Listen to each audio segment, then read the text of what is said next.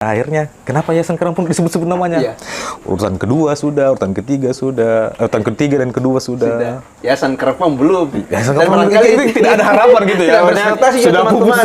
pupus harapan. Tapi pada saat itu mungkin sudah rezekinya kami dari Yayasan Kerampung ini akhirnya nama kami disebut sebagai terbaik pertama dalam kategori lembaga non pemerintahan atau Dan NGO itu gitu. nasional. Ini yang menjadi salah persepsi juga, orang menganggap bahwa itu sudah menjadi budaya, padahal sebenarnya bukan itu yang menjadi akarnya. Itu sebenarnya pembiaran dari orang tua yang menganggap bahwa dengan menikahkan anak itu Masalah selesai. solusi ya, Solusi. masalah selesai. Padahal malah menambah masalah menambah baru. ya.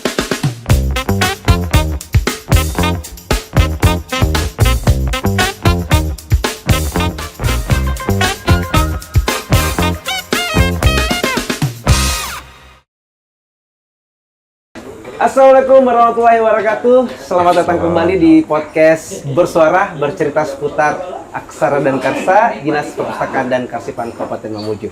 Sekarang kita masuk di episode ke-9 dan kita mengajarkan satu NGO di Kabupaten Mamuju yang usianya sudah cukup panjang dan banyak sekali melakukan program-program yang sangat luar biasa sepanjang berdirinya organisasi tersebut. Apa itu? Yayasan Kerampuang. Tepuk tangan dulu nggak? Kita sekarang bersama sama teman-teman YKM atau Yayasan Kerampuang. Ada Kak Tono selaku apa ini Kak? Direktur. Iya, selaku direktur Direktur baru. Dan juga ada Kak Dian selaku Program officer. program officer di Yayasan Kerampuang Mamuju. Nah, sedikit informasi nih teman-teman bahwa Yayasan Kerampuang Mamuju ini sudah berdiri hampir 2 dekade dan telah banyak melakukan program-program yang ada kaitannya dengan pendidikan, pendampingan masyarakat, dan juga pendampingan yang berkaitan dengan bencana alam yang terjadi, baik itu yang ada di Sulawesi Barat ataupun yang ada di luar Sulawesi Barat. Nah, tidak afdal kalau saya yang menceritakan, karena pasti akan banyak hal yang akan disampaikan oleh Kak Tono dan juga Kak Dian. Apa kabar ini Kak? Alhamdulillah, sehat. Sapri sendiri? Alhamdulillah Kak, selalu sehat. Tadi pagi kita ketemu sama Kak Dian ini, malam ketemu lagi. Nah, barangkali kita bisa mulai dengan apa ini YKM dan kenapa dia terbentuk sebagai sebuah NGO dan usianya hampir 20 tahun. Kalau berbicara berdiri dan mengapa YKM itu ada, idealnya itu Dewan Pembina kami yang atau si Dewan Pendiri ini yang berhak untuk menjawab atau menjelaskan terkait itu. Karena kami ini generasi ketiga atau gen ketiga setelah Kak Aditya, kemudian ada Kak Ijo juga sebagai direktur eksekutif dan hari ini kami menjabat sebagai direktur. Selama perjalanannya Yayasan Kerampuang ini sebenarnya kalau kita lihat perjalanannya lah selama saya bergabung di 2010. Sudah hampir 16 tahun juga ternyata. Ya, masih beginner lah. Gitu. Nah, tapi uniknya kami di Yayasan Kerampuang ini sebenarnya menjawab beberapa kegelisahan di masyarakat, gitu ya. Ada beberapa mungkin terkait layanan atau terkait bagaimana bisa mengakses sesuatu, khususnya terhadap pendidikan, kesehatan dan sebagainya. Nah, kami hadir sebenarnya bukan sebagai membawa angin segar, tapi kami sebagai jembatan untuk membangun relasi kepada pemerintah atau yang berwenang supaya akses mereka itu bisa dapatkan di lapangan. Kurang lebih ceritanya kayak gitulah. Gitu. Jadi secara tidak langsung juga membantu peran-peran pemerintah dalam berbagai secara tidak langsung sih. Oke. Kalau Kak Dian sendiri, siapa tahu nih sejarah terbentuknya ini YKM. Banyak dia. Atau menjadi bagian dari yang membentuknya. Nah, kalau sejarahnya sendiri saya justru lebih Lebih muda dulu- lagi, oh, lebih lebih muda muda lagi lagi. dari Saudara Tono. Nah, itu kan Karena 2010. saya bergabung di yayasan itu tahun 2017. Oh. 2016-17 kalau tidak salah. Tapi kadang di setiap pertemuan itu kalau misalnya saya memperkenalkan Yayasan Kerampuang, saya selalu bilang kalau Yayasan Kerampuang ini posisinya itu bukan di Pulau Kerampuang, Ini Karena- dia. Jangan sampai orang kira ini NGO yang ada di Karampuang ya. Iya, banyak yang pikir begitu karena kadang saya bicara di satu forum ada yang bilang jadi naik kapal gini, Iya. jadi ada jenis kapal nggak pulang. Jadi Langsung pikirannya orang langsung ke sana. makanya selalu saya perkenalkan dulu kalau Yayasan Karampuang ini sebenarnya suatu lembaga yang namanya itu kita mengambil dari ikon Sulawesi Barat. Nah, ikon Sulawesi Barat, tapi letaknya itu kita tetap di Kota Mamuju, jadi bukan di Pulau Karampuang. Gitu, jadi saya memperkenalkan Yayasan Karampuang begitu dulu. Jadi secara umum orang bisa mengenal bahwa oh Yayasan Karampuang ini tidak berkantor bukan lembaga yang letaknya di Pulau Karampuang, tapi di Kota Mamuju juga. Jadi bisa diakses oleh siapa saja karena kami letaknya di kota. Betul. Saya sendiri Kak, waktu lama sekali waktu mungkin usia SMA menganggap bahwa Yayasan Karampuang ini organisasi yang bergerak di pendampingan yang Bahari. ada Bahari, yang ada bukan yang ada Bahari. Mungkin gara-gara ada nama Karampuang ya jadi terlintas langsung ke situ gitu di awal. Nah, kalau visi misinya sendiri Karampuang seperti apa? Apakah yang dia selalu berubah seiring berjalannya waktu atau misalnya Kak Tono selaku direktur baru itu visi misinya berubah lagi atau seperti apa? Nah, kalau terkait visi dan misi kita tetap konsisten.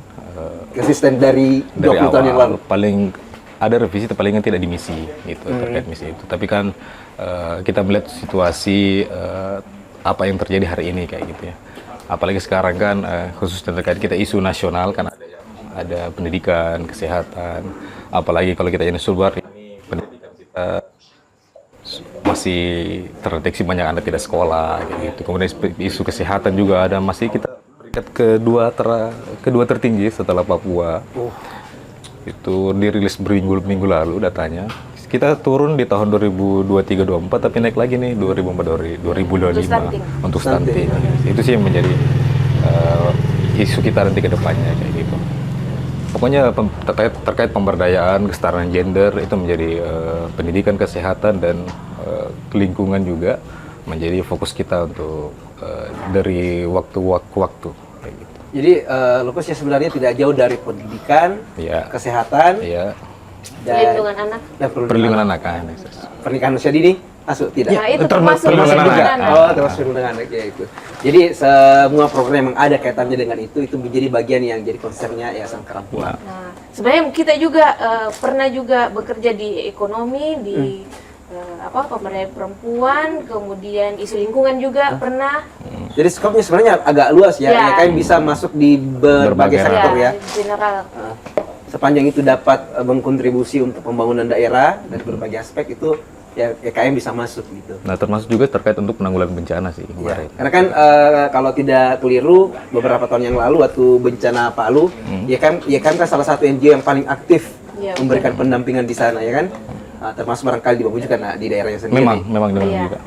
Jadi punya banyak pengalaman. Nah, sedikit informasi juga YKM ini sudah banyak sekali bermitra dengan organisasi dari luar atau mendapatkan funding dari luar, misalnya kayak UNICEF, UNDP dan lain sebagainya. Itu salah satu indikator bahwa NGO ini mempunyai kredibilitas yang cukup baik gitu.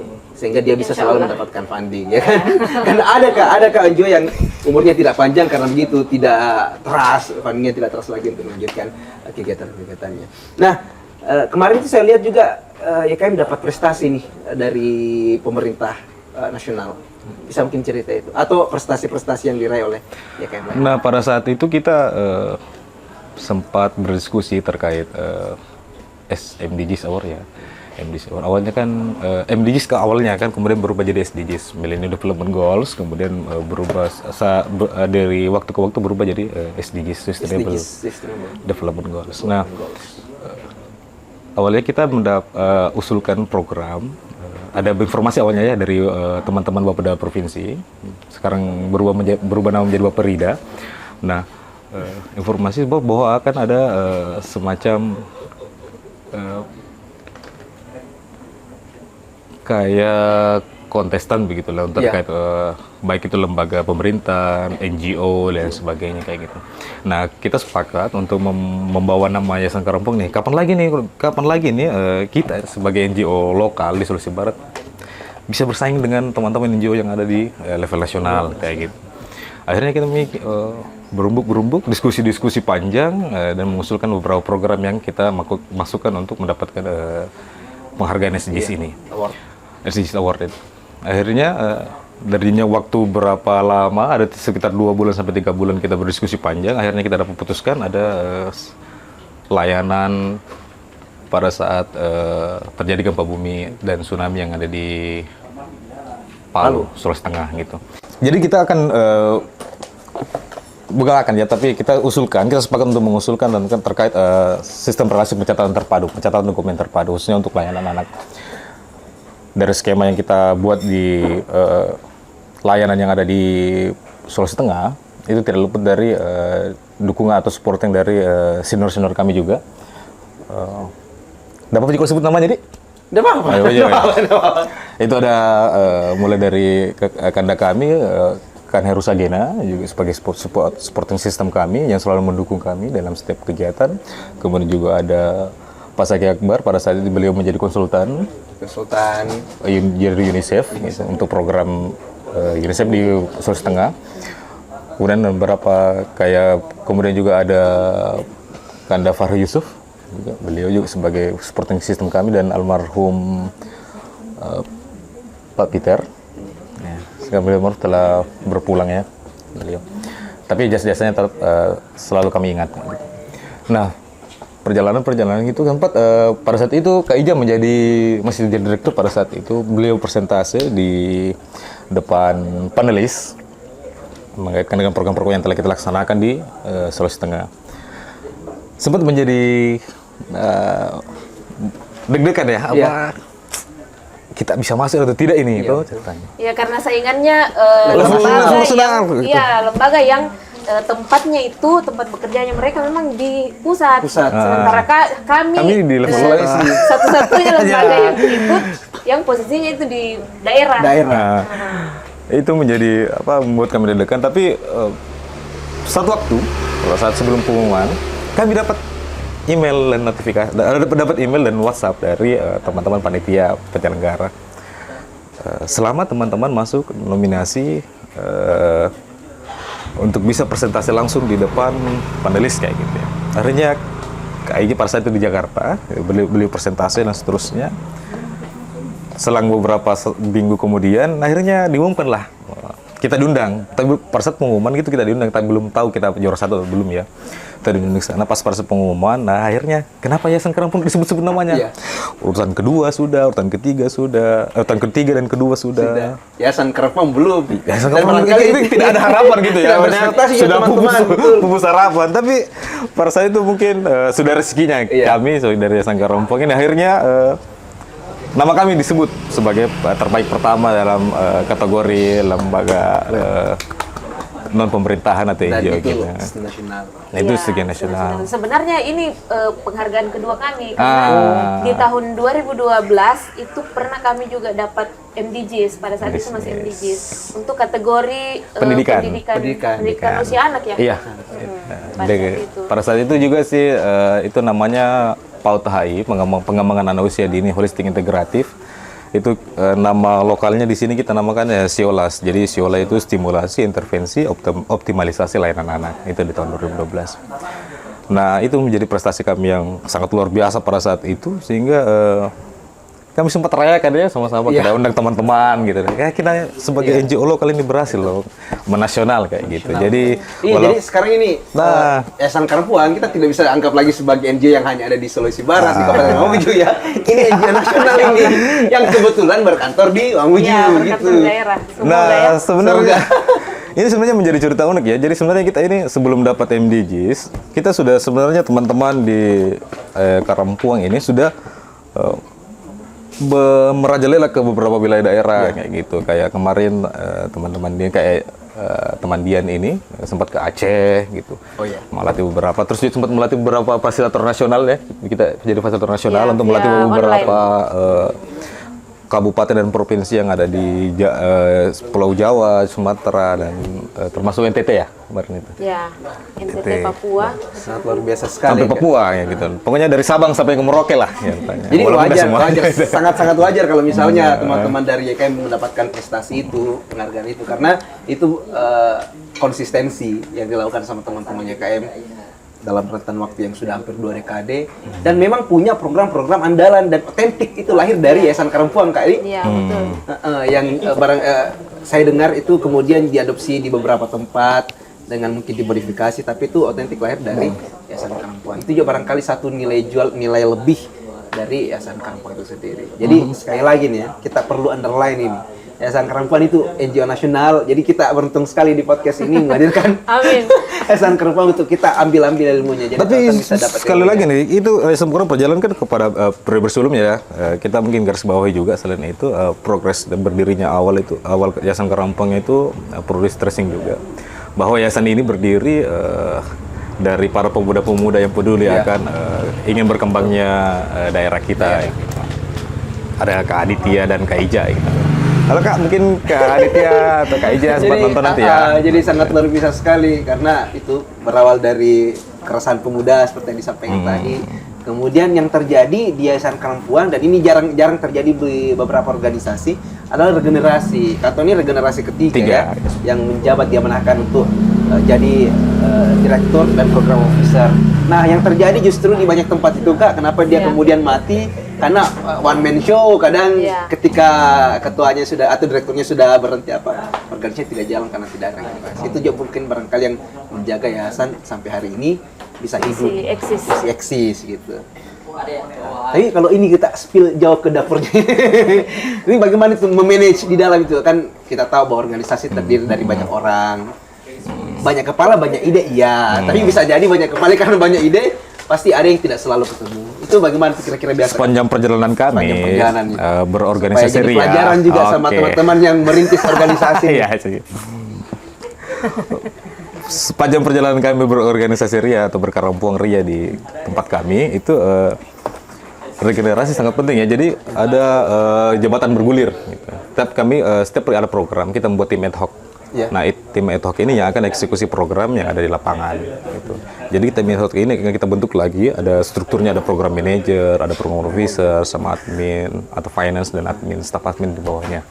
Dan ini penting karena tidak menutup kemungkinan regenerasi nanti yang menjadi tim ad hoc kami akan menjadi bagian tim inti dari naik kelas itu. Seperti saya nih, gitu. Jadi kata ini betul sama kalian mungkin dari start dari ini ya. Kita start dari nol kayak SBOs, mulai dari nol Pak ya. Dari nol gitu. ya, kemudian naik. Start dari relawan sebenarnya. Kita relawan, betul.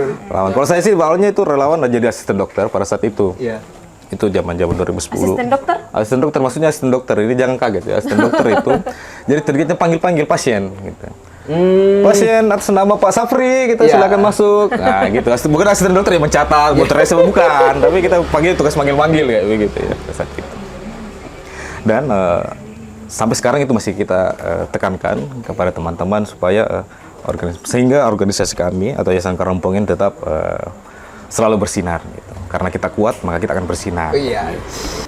Sekarang program yang sementara digalakan sama teman-teman di YKM apa nih?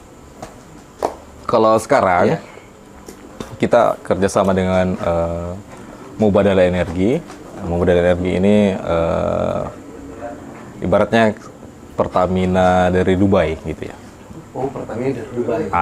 Ibarat gitu ya, Pertamina dari Dubai. Dari unit berarti BUMN-nya. BUMN. Nah, saat ini kita ada fokus di pendidikan. Kita fokus di pendidikan. Pendidikan itu lebih spesifik untuk anak tidak sekolah. Jadi kita bentuk, kan teman-teman di provinsi pada saat beberapa tahun yang lalu itu membuat tim khusus untuk anak-anak tidak sekolah. Itu namanya Portal ATS Sulbar. Itu Portal ATS ini itu penanganan total anak tidak sekolah. Ini diinisiasi pada gubernur-gubernur sebelumnya. Kemudian saat ini kita lanjutkan teman-teman di level Kabupaten Majene juga. Kita fokusnya pendidikan di Kabupaten Majene. Itu juga memiliki SK turunannya, jadi membentuk tim pada saat itu.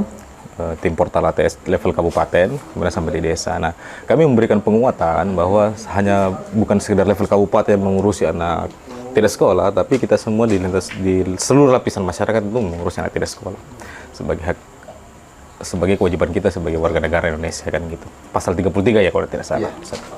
Nah, di Kabupaten Majene kita membentuk tim khusus karena tim pendampingan desa khusus untuk anak tidak sekolah. Jadi kita mengawal 20 desa. Pada saat ini kita mengawal 20 desa dengan target paling tidak ada sekitar 150 anak tidak sekolah kita kembalikan ke sekolah dengan kita berikan dukungan bantuan seperti perlengkapan sekolah dan sebagainya kayak gitu. Terus hasilnya Kak gimana? Hasilnya alhamdulillah saat ini sudah ada 150 anak itu sudah ada, by name by address-nya sudah ada. Tinggal kita nanti tunggu proses untuk pengadaan perlengkapan sekolahnya nih sedang berlangsung. Mungkin dukungan perlengkapan sekolahnya kita sedang proses. Nah, mungkin rencananya insyaallah di minggu kedua bulan Mei nanti ini kita akan launching bersama pemerintah Kabupaten Majene untuk mengembalikan anak ke sekolah secara resmi kayak gitu. Terkait kemudian juga ada program lingkungan, tapi fokusnya kita ke isu terumbu karang. Dan dulu sebelum ke lingkungan, ada cerita sukses sebenarnya di pendidikan ini di success story-nya apa ini? Ini kan kami ini dukungannya tadi Membadal Energi, kami mengelola dana CSR-nya. Dan pesan dari mereka itu kita lokasi programnya itu di Kabupaten Mamuju dan Majene. Sebenarnya Majene, tapi kami minta juga untuk di Mamuju juga. Nah, ya benar. Begitu. Jadi cerita sukses dari Kabupaten Majene ini yang sudah kita intervensi kurang lebih 3 tahun ya. Yayasan Karampuang mengadvokasi pemerintah daerah untuk mendukung untuk penuntasan anak tidak sekolah. Jadi diusahakan itu 0% anak tidak sekolah dengan mendorong desa. Jadi ada perbuk. Nah, Bupati Majene itu mengeluarkan perbuk yang mengharuskan pemerintah desa mengeluarkan 5% dari APBD untuk APBDes untuk penanganan anak tidak sekolah ini. Jadi itu setelah ada pendampingan dari Yayasan Karampuang. Setelah kami advokasi, jadi Bupati Majene, pemerintah daerah Kabupaten Majene itu mengeluarkan peraturan daerah yang menugaskan memberi amanah kepada pemerintah desa untuk mendukung anak tidak sekolah dengan anggaran 5%. Jadi sekarang semua desa di Kabupaten Majene itu ada dananya untuk penanganan anak tidak sekolah ini. Nah, itu juga yang akan kami dampingi juga bagaimana mereka mengelola anggaran 5% ini supaya bisa benar-benar tepat sasaran. Tapi saat ini di seluruh masih Pemkab Majene ya? Kabupaten lain belum? Kalau di kabupaten lain tetap ada di program ini, tapi sesuai dengan kebijakan masing-masing. Tapi untuk inovasi ini yang 5% itu memang teman-teman Majene lebih responsif ya terkait itu, karena kan mungkin Majene juga sebagai yang menjadi ikon di Provinsi Sulawesi Barat ini sebagai kota pendidikan kayak gitu ya. Jadi mereka mutlak. Nah, perjalanan kami mendampingi itu ternyata di desa, salah satu desa dampingan kita di 20 desa itu sudah ada yang 0 anak tidak sekolahnya gitu. Di tahap terakhir ini sudah 0 gitu. Itu di desa Betu Baruga. Iya, jadi kita mengajak selain dinas pendidikan, dinas ini juga PMD, Pemberdayaan Masyarakat Desa. Jadi ini juga tadi didorong oleh PMD untuk tadi pengelolaan anggaran APBDes-nya. Nah, sebagai bapak dari semua desa yang ada di Kabupaten Majene kayak gitu ya. Kemudian juga kita libatkan juga dari DP3A di Kabupaten Majene untuk bergabung bersama tim kita. Selain juga DP3A juga ada tenaga pendamping profesional desa ya. Tenaga ahli pendamping desa. Jadi kita libatkan langsung karena secara langsung mereka bisa mengadvokasi baik itu segi anggaran atau kebijakan desa untuk khususnya penanganan tidak sekolah di desa. Nah, selain itu juga kita juga ada di Majene 2 tahun yang lalu ya, tahun lalu itu terkait pendidikan kecakapan hidup dan lingkar remaja. Kalau pendidikan kecakapan hidup itu kita ada 7 sekolah, pilotingnya ada 7 sekolah atau sekolah percontohannya itu ada 7 sekolah, melibatkan sekitar 140 anak di 7 titik itu. Ya, itu. Jadi mereka belajar tentang bagaimana beretika atau bagaimana bisa mereka membentuk karakter itu terkait dan sinergi dengan kurikulum Merdeka ini ya, Merdeka kurikulum yang ada sekarang sudah ini akan berganti lagi. Ya itu Iya, itu dia menjadi tantangan nanti gitu. Nah mungkin kalau lingkar remaja silakan Dian. Iya itu karena saya dengar lingkar remaja ini juga merupakan program utama dari Yayasan Perempuan. Betul. Nah salah satu Mungkin bisa diceritain itu. Nah kalau cerita itu lebih menariknya itu Dian ini karena Dian ini menjadi salah satu fasilitator nasional untuk isu lingkar remaja ini. Bisa putar dulu. Oke, silakan ya. Mungkin bisa spill ini tentang lingkar remaja. Betul. Jadi sebenarnya awal mulanya ini kita bergerak dengan isu remaja. Sebenarnya itu di tahun 2017 kita ada program pencegahan perkawinan usia anak. Pencegahan perkawinan usia anak karena pada saat itu angka perkawinan anak di Sulawesi Barat cukup tinggi, kayaknya peringkat 1 atau peringkat 2 gitu. Jadi kita ada program itu yang didukung sama UNICEF. Seperti UNICEF ya. Oh iya, oke, betul. Jadi itu awal mula kita bekerja dengan remaja, dengan isu remaja. Nah, kenapa ini sampai sekarang kita masih bergerak untuk isu remaja? Karena ternyata bicara soal remaja ini kompleks, apalagi bicara soal perkawinan usia anak. Karena kalau kadang bicara kita perkawinan usia anak, kenapa kita mau urusi? Karena ya kalau anak-anak mau menikah saling suka ya, biar keluarganya mendukung ya, enggak masalah. Tapi ternyata perkawinan usia anak ini menjadi sumber dari masalah-masalah lain. Berimplikasi terhadap ke semua aspek ternyata. Stunting. Tadi pertama pendidikan. Kan dari undang-undang sekarang itu usia perkawinan itu 19 tahun. 19 benar. Nah, kalau misalnya dia menikah usia anak, otomatis pendidikannya terhenti. Walaupun sebenarnya masih bisa lanjut sekolah, tapi biasanya ada kebijakan dari sekolah yang memang tidak menerima anak yang sudah menikah untuk kembali ke sekolah. Pendidikan terhenti, kemudian keduanya kesehatan yang memang beresiko, apalagi remaja perempuan karena belum siap reproduksi. Nah, kesehatan reproduksinya itu untuk alat reproduksinya belum siap untuk untuk ini ya, kalau misalnya perkawinan usia anak itu mereka belum siap karena ya memang usia kehamilan itu idealnya 21 tahun ke atas. Nah, kemudian jadi ini masuk di pendidikan, di kesehatan, ekonomi juga berdampak karena otomatis orang yang menikah usia anak pasti dia penghasilannya rendah karena tingkat pendidikannya juga rendah. Jadi untuk dapat pekerjaan itu agak sulit yang penghasilan tinggi. Jadi akses dapat pekerjaan itu sedikit, penghasilan rendah, ekonomi keluarga berdampak. Nah, jadi ini sebenarnya masalahnya di perkawinan anak, tapi banyak aspek. Tidak berhenti di situ lagi. Nah, kalau ini kemiskinan, tadi ekonomi kemiskinan ini bisa lagi masuk ke KDRT. Karena memang KDRT ini biasa awal mulanya dari ekonomi. Jadi KDRT. Kemudian juga tadi kesiapan mental dari ibu, dari orang tua yang masih anak-anak untuk mengurus anak itu kan berbahaya untuk kondisi mental anak tersebut yang sudah harus mengasuh anak lagi. Anak mengasuh anak.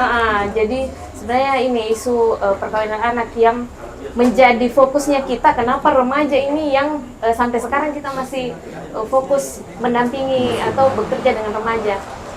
Tadi ada KDRT, kemudian juga bisa juga sampai ke tahap trauma dan lain sebagainya. Jadi kompleks sebenarnya masalah remaja ini, kemudian menjadi dasar sampai hari ini kita masih bekerja dengan remaja. Kemudian merumuskan lingkar remaja itu ya. Nah, iya, sebenarnya lahir dari situ juga. Setelah kita bekerja untuk isu perkawinan anak, baru keluar semua, jadi seperti ini dampaknya ini, penyebabnya, jadi semuanya ketahuan dari dari situ. Nah sampai sekarang makanya sejak 2017 itu sampai sekarang kalau kita mengusul program itu pasti kita usul ada program yang berkaitan dengan remaja, pendampingan remaja. Tadi ada lingkaran remaja, jadi lingkaran remaja ini adalah metode dari UNICEF sebenarnya yang kita adopsi. Jadi UNICEF ada bikin modul kit dan itu kita adopsi di beberapa kabupaten, dan sampai ke level nasional. Jadi karena di sini alhamdulillah kita sudah sukses menjalankan lingkaran remaja, sampai akhirnya kita berbagi ilmu ini ke beberapa wilayah juga yang isunya juga tentang remaja juga. Dan itu menjadi isu nasional Kak ya, tentang Ya, remaja itu. Karena satu masalah yang teratasi tentang remaja, masalah-masalah lain itu teratasi ya. Iya, betul. Itu yang juga jarang sekali ditangkap oleh banyak orang gitu. Banyak orang yang merasa bahwa ya kalau dia saling suka, keluarganya menyetujui, karena kan banyak faktor, kadang kulturnya yang seperti itu. Budaya keluarga yang seperti itu dan seterusnya. Nah, ini yang menjadi salah persepsi juga, orang menganggap bahwa itu sudah menjadi budaya, padahal sebenarnya bukan itu yang menjadi akarnya. Itu sebenarnya pembiaran dari orang tua yang menganggap bahwa dengan menikahkan anak itu solusi. Masalah selesai. Padahal malah menambah masalah. Iya betul sekali. Nah itu cerita tentang lingkar remaja. Kenapa dia terbentuk dan kenapa dia masih ada sampai sekarang. Sangat keren sekali lah. Dan itu bukan menjadi program salah-satunya ya. Ada banyak sekali program yang sudah disampaikan tadi sama Kak Tono dan Kak Dian terkait dengan program Yayasan Karangpuang. Nah, kita bicara literasi nih kayaknya. Ini podcast diskusif. Katanya akan dapat 1000 buku dari Perpusnas melalui Dinas Perpustakaan dan Karsipan. Bagaimana ceritanya itu Kak? Nah itu menarik tuh. Kemarin kan gini 1000 buku anak. 1000 buku anak ya, iya. Betul. Nah pada saat itu kita sempat ada diskusi dengan teman-teman komunitas literasi ini. Apakah mungkin ada ya peluang kita ini sebagai lembaga yang memang fokus terkait pendidikan juga, kan pendidikan tidak melulu, literasi kan tidak melulu terkait dengan calistung ya, baca tulis dan itu, tapi ada cabang-cabang literasi lainnya, termasuk dengan pendidikan lingkar remaja dan pendidikan kecakapan hidup ini. Nah, bertemu dengan Kadis Perpustakaan, sempat berdiskusi panjang dengan beberapa komunitas literasi juga, akhirnya ada informasi masuk nih. Nih ada info untuk bisa akses bantuan ke Perpusnas ya, Perpustakaan Nasional. Gitu. Oke, kebutuhannya apa saja? Gitu. Ini kebutuhannya selain SK dari lembaga masing-masing, pengurusan, terus ketersediaan untuk penempatan bukunya, kayak gitu ya. Oke, kami punya. Ya, kami kan alhamdulillah syukurnya punya kantor sendiri ya. Karena punya kantor sendiri nih. Gitu. Yang lain kadang tidak kantor. Itu sampaikan kami mau bilang. Oke, siap. Sudah punya kantor sendiri, bertempat di Jalan Insinyur Juanda, Kompleks Transmigrasi nomor 32. Nah, sepanjang perjalanan itu kami siapkan dokumennya, diskusi dengan teman-teman untuk siapa pengurusnya, dan pada saat itu saya masih menjabat sebagai program officer ya Karangpuang. Nah, kami menyusun izin Pak Direktur, bagaimana Kak kita usulkan ini ke Perpusnas? Nah, oke, kita kejar dan kita usulkan. Siap. Dan dia menjadi ketua itu sebenarnya saya sih, pada saat itu menjadi ketua gitu. Untuk pengelola perpustakaan. Iya. Kita usulkan, kita kirim melalui Pak Mahfud, salah satu staff. Tapi kalau nggak salah ya, kami kepala seksi di pada saat itu. Iya. Kurang tahu juga. Seingat saya itu, tapi beliau bantu sepertinya apa yang kurang beliau ini Tono bisa lengkapi SK-nya, terus ada dokumentasi foto-foto dan sebagainya gitu. Jadi kami lengkapi, kami store ke Pak Mahfud, kemudian sudah CC dan beliau teruskan ke, akhirnya ada hasil gitu. Iya. Ada hasil yang menggembirakan buat kita di Yayasan Karangpuang, buat kita. Dan dia itu hari ikut. Ya, saya ikut pertemuan tingkat nasional via Zoom terkait teknis penyaluran buku 1000 bukunya itu. 1000 buku anak. Semoga segera tiba. Iya, betul. Kami sudah siapkan ruangannya. Gitu. Iya. Oleh kan kalau kita dengar tadi ada kaitannya dengan anak ya, itu juga bisa menjadi melebarkan sayapnya dari teman-teman YKM untuk menyentuh program-program yang ada kaitannya dengan literasi anak. Nah, ini juga menjadi penting untuk diinformasikan nih kepada teman-teman bahwa literasi itu tidak sekedar kita melapak buku atau karena yang dilakukan sama teman-teman YKM ini merupakan literasi yang sangat luar biasa ya. Bagaimana meliterasi orang supaya tidak menikah dalam usia dini gitu. Betul. Bagaimana supaya bisa meliterasi pemerintah agar mengurusi anak tidak sekolah, itu bagian dari literasi yang secara tidak langsung sebenarnya. Sebenarnya data ini, data SBM ini mimpinya kita bisa membuka akses informasi secara nyata kepada teman-teman masyarakat khususnya di desa dan kelurahan. Karena secara tidak langsung kita bisa menemukan dan mengenali siapa yang menjadi target atau sasaran kita untuk menyusun program kayak gitu ya.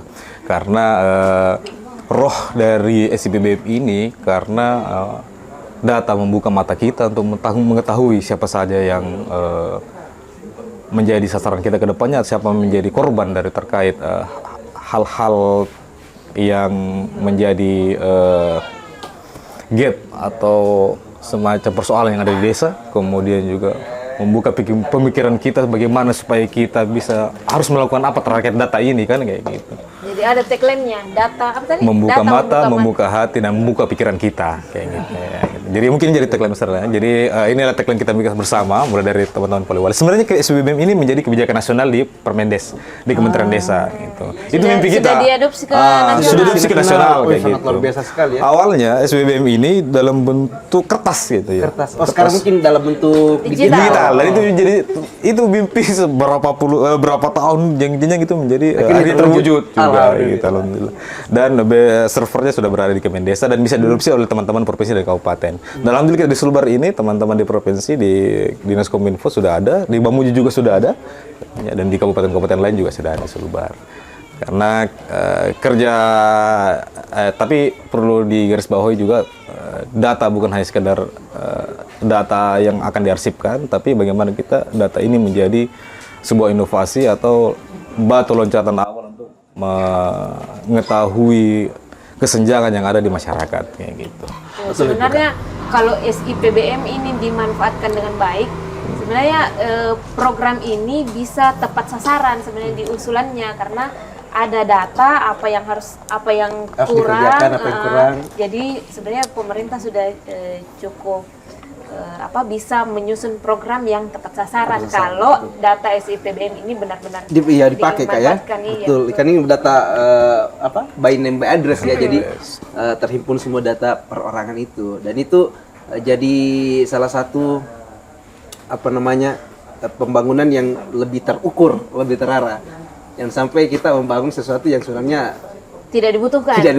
Iya. Gitu. Jadi penting sekali. Tapi Kak Sapri mohon diingat, tapi data SBM ini sifatnya supporting ya, supporting. Tapi maksudnya supporting karena kan data nasional sudah ada, kayak BPS ya punya data gitu. Tapi data SBM ini melengkapi data-data sektor yang lainnya mungkin tidak tercover di data sektor masing-masing. Jadi SBM ini sebagai supporting data yang bisa membantu teman-teman OPD baik level kabupaten dan provinsi untuk bisa mengetahui sasarannya lebih detail kayak gitu. Itu progres bawah. Iya. Nah, sebelum masuk di akhir-akhir ini Kak, terkait dengan program-program yang dikerjakan sama YKM selama sekian tahun ini, yang sekarang masih terasa efeknya. Nah, terasa kita bisa bilang ini dari programnya YKM nih dulu nih. Ini hasilnya dari YKM. Sebenarnya kalau program kami kan kami sebagai batu loncatan nih sebenarnya, tapi sebagai batu loncatan saja, selebihnya itu sebagai garda ke depan adalah teman-teman pemerintah. Gitu ya. Yang efeknya bisa terasa itu ya kayak pendidikan, gerakan kembali bersekolah, yang sekarang itu berubah nama menjadi penanganan tidak sekolah, portal ATS, kemudian dari ke bawah lagi ada Siola tadi itu stimulasi intervensi optimalisasi layanan anak. Kemudian kami lagi desain juga layanan anak juga di bidang posyandu, mengingat lagi ada Permendagri terbaru lagi terkait posyandu itu.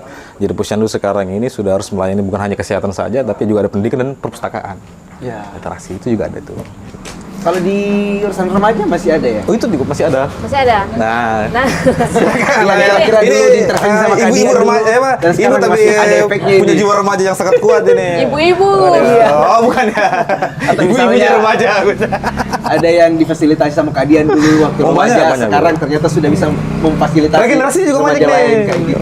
Ya, jadi sebenarnya di program Yayasan Karampung itu kita selalu di akhir program selalu mengadvokasi pemerintah. Jadi kalau misalnya kami sudah tidak bekerja di situ lagi atau kontrak kami sudah Selesai. tidak di situ, ada pemerintah yang melanjutkan. Jadi di setiap program itu kami selalu mengadvokasi pemerintah supaya ada kebijakan atau regulasi yang berhubungan dengan hal yang sudah kami kerjakan. Seperti misalnya di Palu Sulawesi Tengah itu sampai sekarang kita kemarin intervensi terkait layanan akta kelahiran.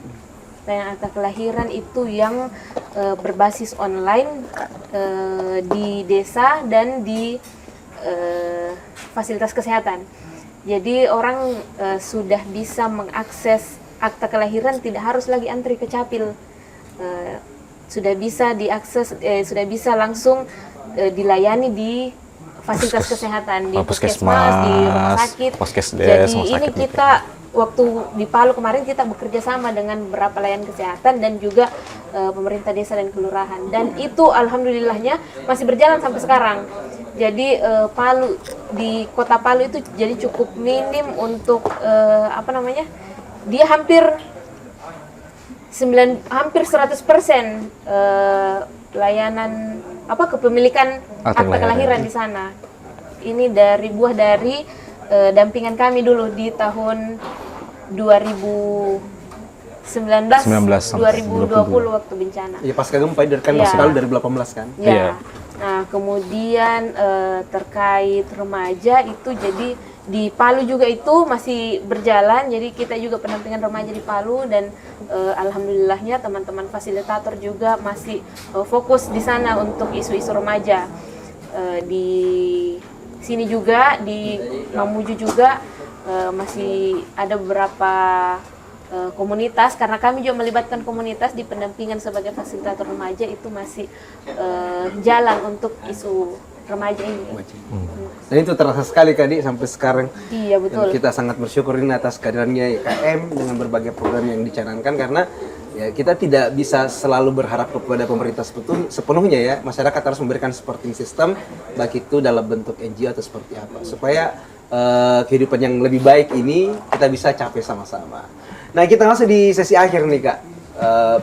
Harapannya teman-teman YKM, harapan dan pesannya kepada pemerintah Kabupaten Mamuju misalnya, atau lebih khusus ke Dinas Perpustakaan. Nah, kalau harapan kami sih terkait program yang telah berjalan, pada saat sekarang berjalan, paling tidak sustainable atau keberlanjutan program ini yang kami harapkan gitu. Setelah kami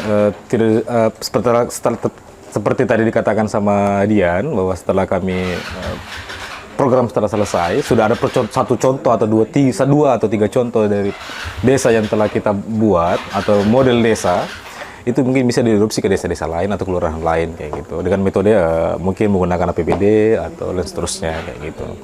Nah ini terkait khususnya nih, kalian kan podcast dari Diskusi ya. Iya, ini mungkin bisa menjadi kalau rekomendasi kami nih, terkait podcast ini mungkin bisa mengundang teman-teman di OPD lain atau yang pernah bekerja sama dengan kami itu atau narasumber yang pernah bekerja sama dengan kami, nanti kami berikan rekomendasinya.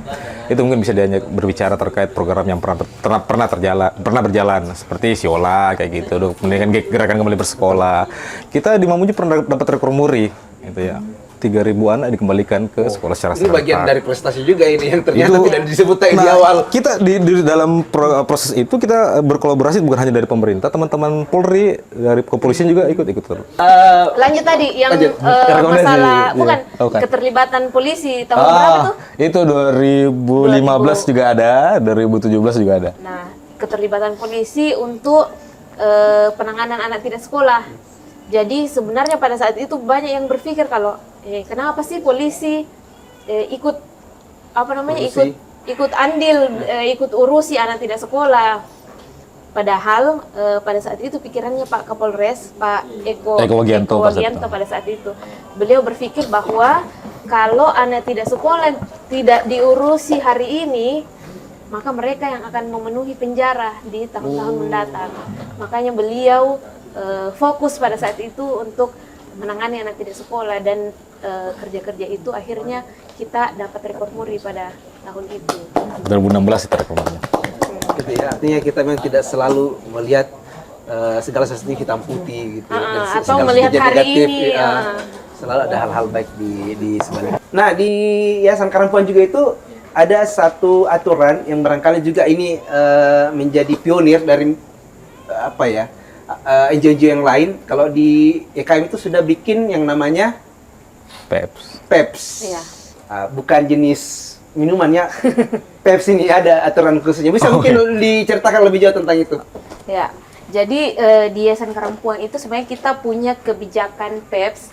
PEPS ini perlindungan dari eksploitasi dan perlakuan salah seksual. Jadi PEPS ini berlaku untuk seluruh staf yang bekerja atas nama Yayasan Karampuan. Jadi staf kita dilindungi dengan kebijakan PEPS tadi ini. Jadi ini untuk menghindari perlakuan salah seksual yang ada di internal lembaga. Jadi kami juga sudah dilatih langsung dari UNICEF untuk bagaimana menginvestigasi kalau misalnya ada kejadian atau ada yang melapor terkait tindakan seksual eksploitasi dan perlakuan salah seksual ini. Jadi Yayasan Karampuan sudah punya itu seperti safeguarding untuk menjaga orang-orang di dalamnya. Ya, untuk staf yayasan atau orang yang bekerja atas nama Yayasan Karampuan. Ini juga berlaku untuk misalnya teman-teman relawan yang ikut programnya yayasan. Yang ikut bekerja untuk Yayasan Karampuan. Jadi kita ada tanda tangan kode etik terkait PSS ini. Nah, kemudian juga kami sangat terbuka kalau misalnya ada teman-teman lembaga lain yang mau belajar atau mau dilatih untuk untuk membuat kebijakan yang sama, kebijakan terkait perlindungan dari eksploitasi dan perlakuan salah seksual. Karena kita tahu kalau lembaga itu kan ada ada jenjangnya atau ada stratanya sendiri. Jangan sampai ada tindakan eksploitasi yang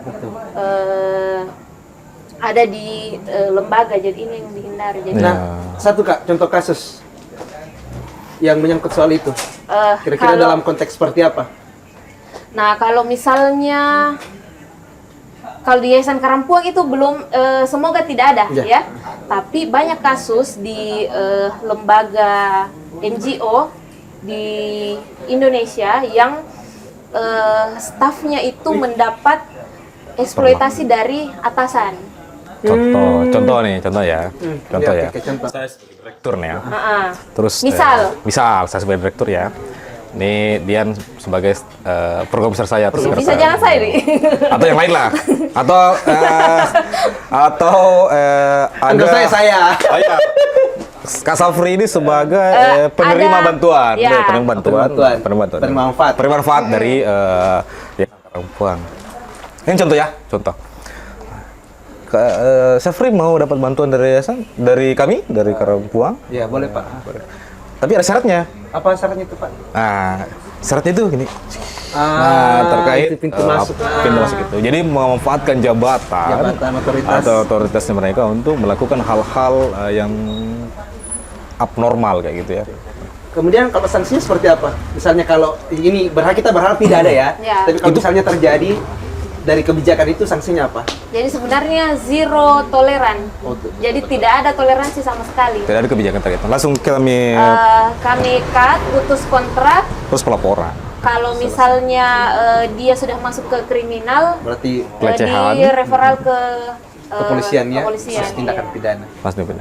Kemudian juga kami punya lembar persetujuan setiap kegiatan yang melibatkan anak maupun itu pemotretan atau mengambil success story atau mengikuti kegiatan, kita ada namanya inform consent atau lembar persetujuan untuk dan diisi dan ditandatangani oleh orang tua anak yang akan mengikuti kegiatan kita seperti lingkar remaja atau pendidikan kecakapan hidup atau life skill kayak gitu. Itu tadi? Ya, begitu kira-kira. Jadi itu ya, yang mau aku sampaikan sebenarnya, kalau misalnya ada lembaga lain yang mau adopsi kebijakan itu bisa yang belajar mau, di bisa. yayasan. Kami sangat terbuka untuk Selain itu juga, selain Banyak, PEPS, banyak. ya, teman-teman. Kalau mungkin bukan promosi ya, tapi kami ingin berbagi. Selain PEPS tadi, juga kalau teman-teman yang mengenal lebih jauh terkait lingkar remaja, mengenal PKH atau pendidikan kecakapan hidup, atau mengenal SIPBM, atau mengenal program bagaimana cara kita mengadvokasi kegiatan-kegiatan, itu bisa nanti kita saling sharing kayak gitu. Nanti mungkin bisa difasilitasi oleh teman-teman dari Dispusip lah. Nanti kami juga akan diskusikan dengan Pak Kadis atau Kepala Dinas Perpustakaan Kabupaten Mamuju untuk bisa membuat program baru, atau mungkin di era perubahan nanti ini bisa buat kelas ya gitu. Apalagi ruang teater. Teater sudah tersedia dengan baik ke sana. Saya kira begitu pesannya buat kanda kami yang ada di Dinas Perpustakaan, Pak Fauzan Basir. Mohon Pak bisa difasilitasi bersama, kita bisa diskusi kayak gitu. Nah, closing statementnya nih dari Kak Dian sama Kak Tono. Saya dulu ya. Ya. Berarti ditutup sama Kak Dian berarti. Berbuat baiklah hari ini dan esok hari. Musiapkan mini nih. Itu penggalan kata dari senior saya, Pak Neru Sagena. Terima kasih terinspirasi dengan kata-kata itu. Iya, dipersiapkan berjam-jam dengan 2 kalimat ya. Berbaiklah hari ini dan berbuat baik hari ini dan esok hari. Iya, masalahnya Itu tidak ada fokus. persiapanku. Tidak ada persiapanku saya. terus Kak Dian, Iya, kalau saya jangan ragu untuk berbuat hal sekecil apapun, karena hal kecil hari ini bisa jadi berdampak besar di masa depan. masa depan. Karena Baru dipikir itu nah. On the spot nih. Pasti ada tambahan nih karena ada lagi dipikir tadi nih pasti Kak Tono. karena kita kuat, kita bersinar. Iya, itu lagu kayaknya itu. Nah, itulah teman-teman. Terima kasih banyak buat Kak Tono dan juga Kak Dian dari Yayasan Kerampuang yang telah sama-sama kita di episode 9 ini. Ada banyak hal yang inspiratif yang disampaikannya. Ini bisa jadi pelajaran untuk NGO yang baru dirintis ataupun teman-teman yang mau buat organisasi dan menonton tayangan ini. Sampai jumpa di episode berikutnya. Saya tutup dengan mengutip ucapannya Saya Kepala kira Dinas pantun. Perpustakaan Kabupaten Mamuju. Memanfaatkan seluruh potensi yang kamu miliki, insya Allah menjadah wajadah. Assalamualaikum warahmatullahi wabarakatuh. Waalaikumsalam warahmatullahi wabarakatuh.